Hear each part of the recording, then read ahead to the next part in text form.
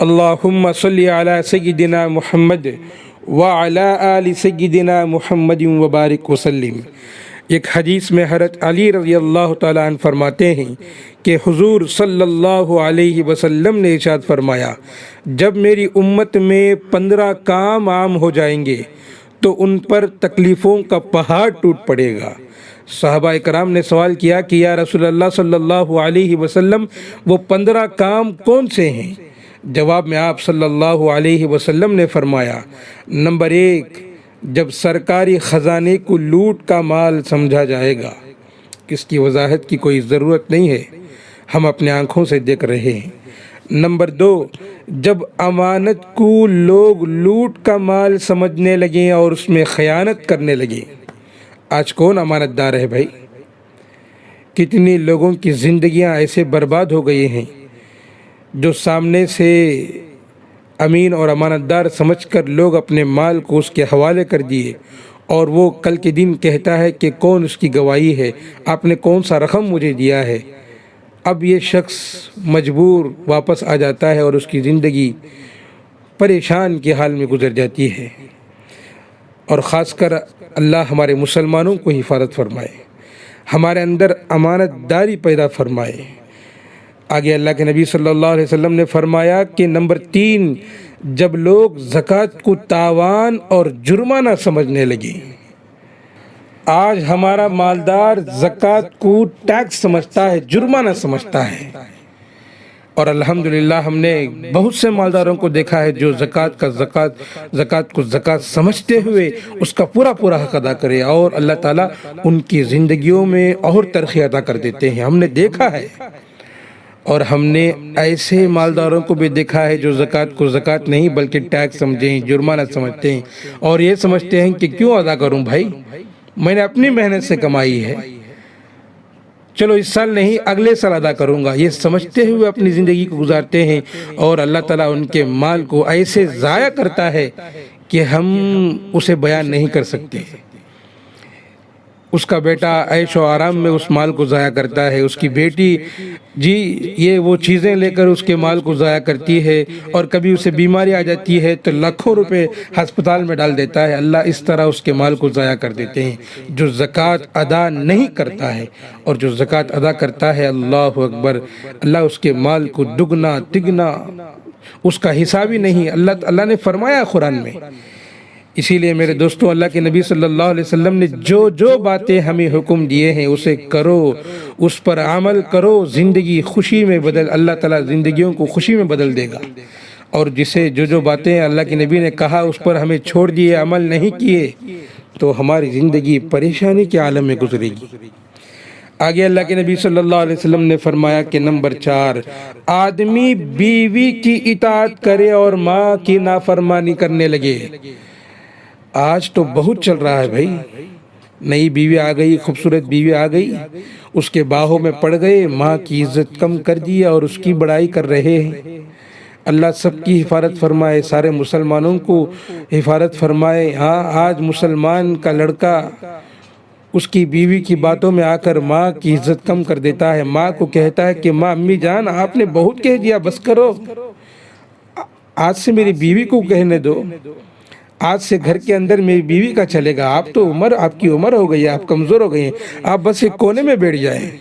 میرے دوستوں، وہ لمحہ، وہ باتیں جب ماں کو تکلیف ہوتی ہے کہ بیٹا اپنی بیوی کو بڑا سمجھتا ہے اور مجھے کم سمجھتا ہے، تو میرے دوستوں، اللہ تبارک و تعالیٰ ناراض ہو جاتے ہیں۔ اللہ ناراض ہو گیا میرے دوستوں، اس کے بعد تمہاری بیوی تمہیں 1000 باتیں بھی بول کر خوش کرائے، تم خوش نہیں ہو سکتے۔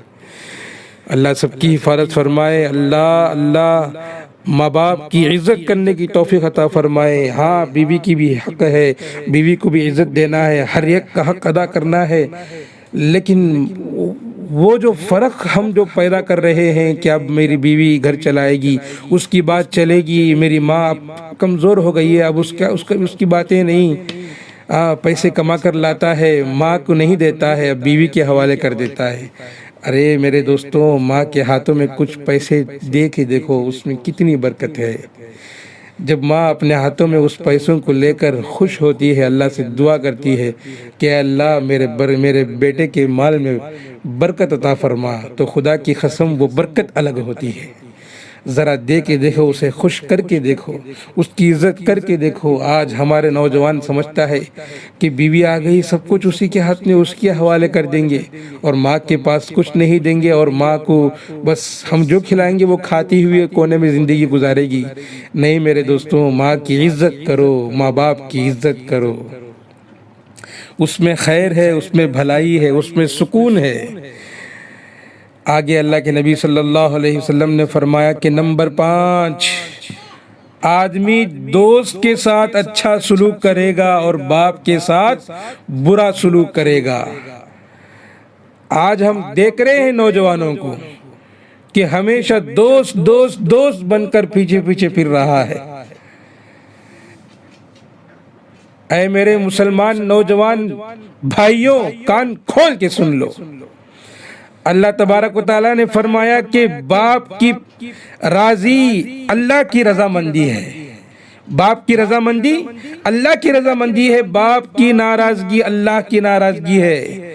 آج دنیا دھوکے کی باتیں کر رہی ہے، اور یہ ہمارا مسلمان نوجوان لڑکا کہتا ہے کہ میرا دوست ہی سب کچھ ہے۔ کیوں؟ اسے غلط چیزوں کی طرف لے جا رہا ہے، غلط چیزیں دکھا رہا ہے، غلط چیزیں کھلا رہا ہے، پلا رہا ہے، وہ تجھے اچھا دکھے گا، لیکن باپ تجھے صحیح راستہ دکھا رہا ہے، اہدنا الصراط المستقیم کا راستہ دکھا رہا ہے، وہ تجھے برا ہی لگے گا۔ اللہ اور اس کے رسول کی باتوں کو چھوڑ کر تو دنیا والوں کی باتوں میں پڑ گیا ہے۔ آج میرا مسلمان بھائی یہ کہتا ہے کہ میرا دوست ہی مجھے سب کچھ ہے۔ ارے یہ تو دنیا والوں کی باتیں ہیں، لیکن ہمارے نبی نے کہا کہ تیرا باپ تیرا سب کچھ ہے، باپ تیرا جنت کا دروازہ ہے، وہ دروازہ کھلے گا تبھی تو جنت کو جائے گا۔ میرے دوستوں، سوچ سمجھ کر زندگی گزارو، اور اللہ کے نبی صلی اللہ علیہ وسلم نے 15 باتیں، 15 کام جب اس امت میں آ جائیں گے تو اللہ کے نبی نے فرمایا کہ تکلیفوں کا پہاڑ سامنا کرنا پڑے گا۔ میں نے بس 5 باتوں کا بیان کیا ہے۔ کیوں؟ اس لیے کہ ہمارے پاس وقت کہاں ہے سننے کے لیے۔ اب دیکھیے 6 منٹ اس میں ہو گئے، اب بندہ دیکھے گا کہ کتنی منٹ کا ویڈیو ہے۔ اب چلو میرا ایک 10 منٹ 15 منٹ رہے گا تو وہ سمجھے گا کہ ارے کون یہ بکواس سنے گا۔ اب 6 منٹ کا ہے، 5 منٹ کا ہے تو بس وہ دیکھے گا۔ میرے دوستوں، بیانوں سننے کی کوشش کرو۔ ہم تو 3 گھنٹے تھیٹروں میں اپنی زندگی گزار دیے۔ کوئی آڈیو لانچ ہوا تو وہاں 3-4 گھنٹے گزر گئے۔ کوئی گانا سن رہا ہے تو 5 منٹ پسند آ گیا تو پھر 5 منٹ، پھر پسند آ گیا تو پھر 5 منٹ سنتا ہے۔ آدھا گھنٹہ، 1 گھنٹہ گانے سنتا ہے، 2 3 گھنٹے پب جی کھیلتا ہے۔ اللہ اور اس کے رسول کی باتیں سننے تکلیف ہوتی ہے۔ سمجھ لو کہ ہمارا ایمان کتنا ہے، کتنے پانی میں ہے۔ اللہ سب کی حفاظت فرمائے، اللہ سب کو سمجھنے کی توفیق عطا فرمائے۔